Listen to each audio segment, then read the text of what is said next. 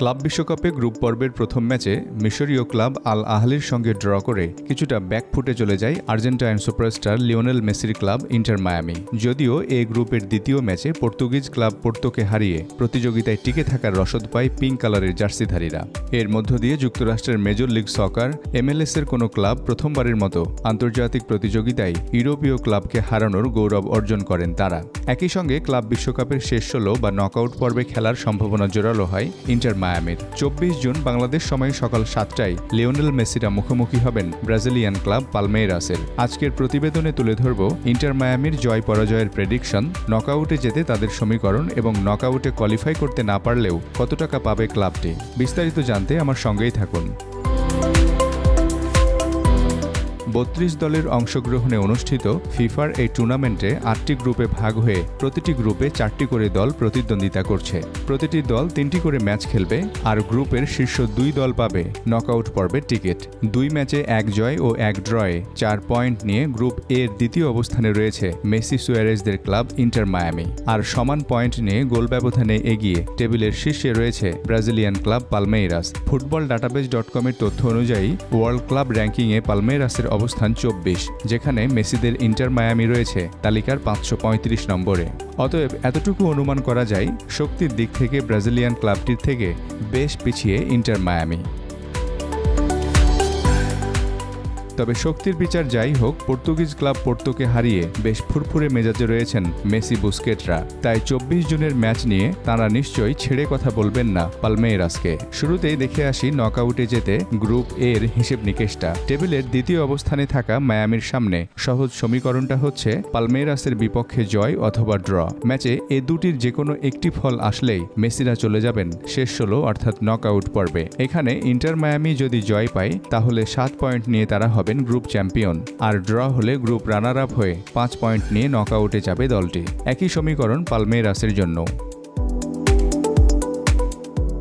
এখন প্রশ্ন হচ্ছে ইন্টার মায়ামি যদি পালমেইরাসের কাছে হেরে যায় তাহলে হিসেবটা কি দাঁড়াবে সেটাও একটু দেখা দরকার। এক্ষেত্রে মেসিদের তাকিয়ে থাকতে হবে পোর্তো ও আল আহলির ম্যাচের দিকে। পোর্তো ও আল আহলি যেই জিতুক না কেন তাদের সর্বোচ্চ পয়েন্ট হতে পারে 4, যা মায়ামির সমান।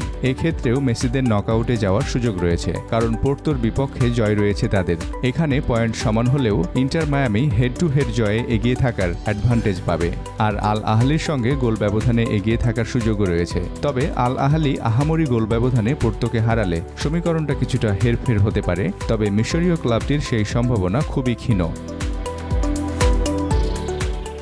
এখানে মেসি ভক্তদের আরেকটি প্রশ্ন থাকতে পারে, যদি ইন্টার মায়ামি নকআউট পর্বে যায় তাহলে প্রতিপক্ষ হিসেবে কোন ক্লাবকে পাবে, এটাও একটু পরিষ্কার করা যেতে পারে। যদি মায়ামি গ্রুপ এ চ্যাম্পিয়ন হয়ে নকআউটে যায় তাহলে গ্রুপ বি রানার আপের সঙ্গে মুখোমুখি হবেন। এক্ষেত্রে প্যারিস সেন্ট জার্মে, PSG অথবা আতলেতিকো মাদ্রিদের বিপক্ষে খেলা পড়বে। আর মেসিরা যদি গ্রুপ এ থেকে রানার আপ হিসেবে নকআউটে যায় তাহলে গ্রুপ বি চ্যাম্পিয়ন বোতাফোগোর মুখোমুখি হবে ইন্টার মায়ামি। তবে এতটুকু বলা যায়, যদি মেসিরা নকআউট যায় তাহলে জয় পাওয়ার সম্ভাবনা খুবই ক্ষীণ, কারণ ফুটবল বিশ্লেষক অনেকের মতে শক্তিমত্তায় ক্লাব বিশ্বকাপে ভালো অবস্থানে নেই মায়ামি। এবার একটু প্রেডিকশনটা দেখে আসি। তথ্য পর্যবেক্ষণ করলে দেখা যায় পালমেইরাস তাদের গত 10 ম্যাচের 7টিতে জয়, 1টিতে ড্র ও 2টিতে হেরেছে, যেখানে ইন্টার মায়ামির এই রেকর্ড হচ্ছে 5 জয়, 2 ড্র আর 3টিতে হার। বাজি ধরা বিভিন্ন প্রতিষ্ঠান, বেটিং সাইট ও বাজার বিশ্লেষক এবং সুপার কম্পিউটারের তথ্য বলছে সাম্প্রতিক পারফরমেন্স বিবেচনায় গ্রুপ এ থেকে ব্রাজিলিয়ান ক্লাব পালমেইরাসের চ্যাম্পিয়ন হওয়ার সম্ভাবনাই বেশি, অর্থাৎ ইন্টার মায়ামির বিপক্ষে জয় পাবে ক্লাবটি, আর মেসি সুয়ারেজদের হারার সংখ্যাই বেশি। আবার এই ম্যাচ ড্র হওয়ারও সম্ভাবনা রয়েছে। তাদের পরিসংখ্যান অনুযায়ী পালমেইরাসের জয়ের সম্ভাবনা শতকরা প্রায় 45 ভাগ, ড্র 40 ভাগ এবং ইন্টার মায়ামির জয়ের সম্ভাবনা 15 ভাগ।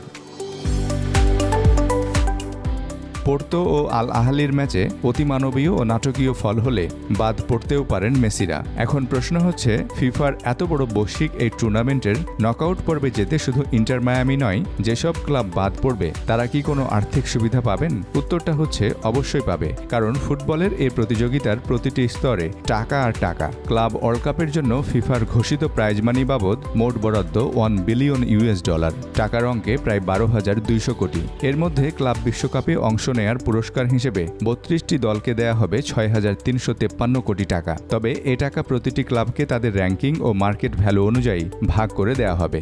অবশিষ্ট 5,775 কোটি টাকা দেয়া হবে টুর্নামেন্টের গ্রুপ পর্ব, নকআউট, কোয়ার্টার, সেমি ও ফাইনালে জয়ের জন্য। গ্রুপ পর্বের প্রতিটি ম্যাচের জয়ের জন্য দলগুলো পাবে 24 কোটি 30 লাখ টাকা। এক্ষেত্রে ম্যাচ ড্র হলে দুই দল 12 কোটি 15 লাখ টাকা সমানভাবে ভাগ করে নেবে। আজ এ পর্যন্তই, দেখা হবে পরের ভিডিওতে। ভিডিওটি ভালো লেগে থাকলে লাইক, কমেন্ট, শেয়ার ও সাবস্ক্রাইব করার অনুরোধ রইল।